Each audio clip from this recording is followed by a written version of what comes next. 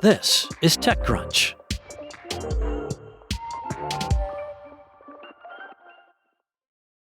The Federal Aviation Administration has instructed Blue Origin to perform an investigation into the apparent failure of the upper stage of its New Glenn rocket on Sunday.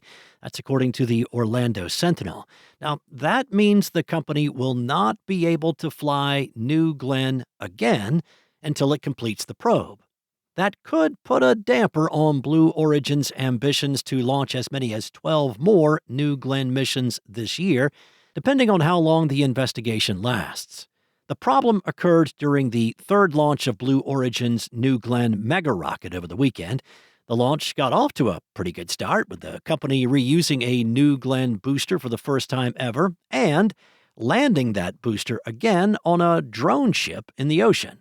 Developing and proving rocket reusability is a major step forward for Blue Origin and could put it on a path to compete with Elon Musk's SpaceX, the only other spaceflight company that can accomplish this feat and the dominant player in the launch industry. But the primary mission was to deliver a communications satellite to space for a paying customer, AST Space Mobile. While the New Glenn rocket's second stage successfully separated from the booster, something apparently went wrong shortly after. AST Space Mobile said in a statement on Sunday that the rocket placed the satellite in a lower than planned orbit, so low, in fact, that the company considers the satellite a lost cause and will let it burn up in the Earth's atmosphere. In a statement on Monday, Blue Origin CEO Dave Limp said the company believes one of the upper stage's engines did not produce sufficient thrust to reach the target orbit. AST Space Mobile said it has insurance coverage that will cover the cost of the lost satellite. The company also said it has multiple new satellites nearly complete that it expects will be ready to go to space in a matter of weeks. The company has contracts with other launch providers as well. AST Space Mobile's stock price fell more than 10% Monday morning before slightly recovering. As for Blue Origin, the upper stage mishap is not just a risk for potential commercial missions. The company is working on a lunar lander and has big plans to be part of the Trump administration and NASA's focus on returning humans to the lunar surface. Blue Origin is also in the middle of trying to get New Glenn certified by the U.S. Space Force to fly national security missions for the government. The Space Force did not immediately respond to a request for comment. Deezer announced on Monday that AI-generated tracks now represent 44% of all new music uploaded to its platform. The company said it's receiving almost 75,000 AI-generated tracks per day and more than 2 million per month. The consumption of AI-generated music on the platform is still very low, at 1 to 3% of total streams, and 85% of these streams are detected as fraudulent and demonetized by the company.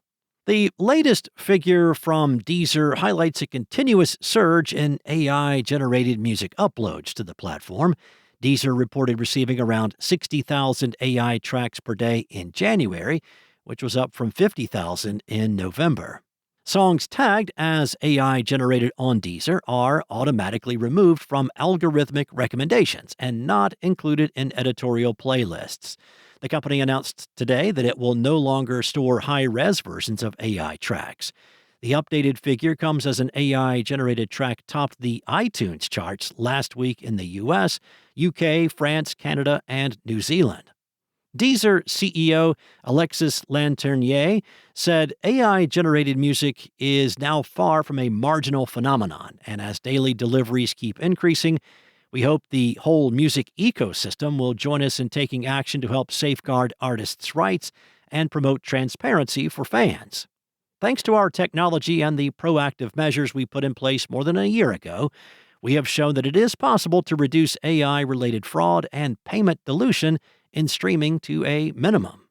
The announcement came as Deezer conducted a survey last November that found that 97% of participants could not tell the difference between fully AI-generated music and human-made music.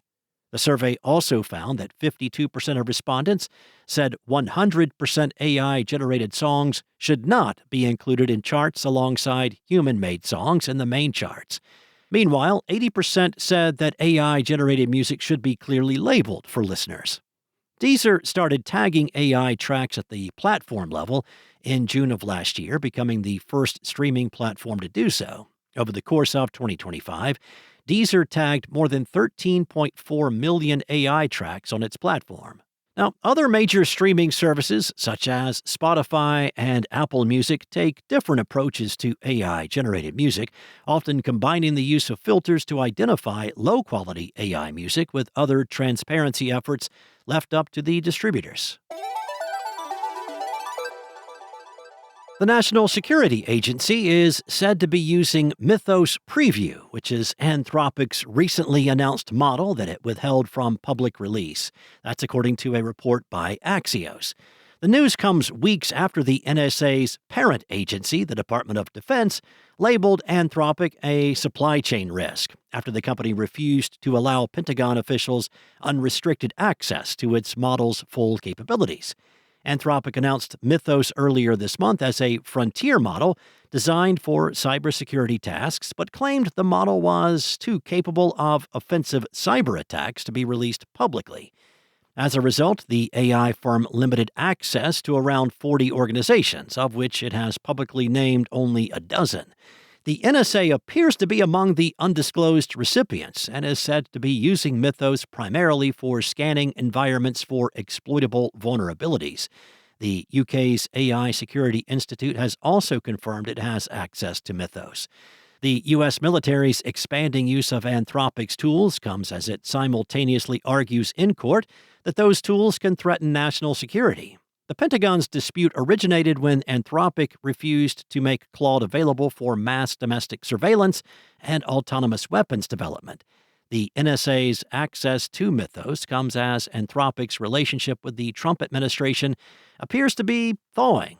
Last Friday, Anthropic Chief Executive Dario Amodei met with White House Chief of Staff Susie Wiles and Secretary of the Treasury Scott Bessent.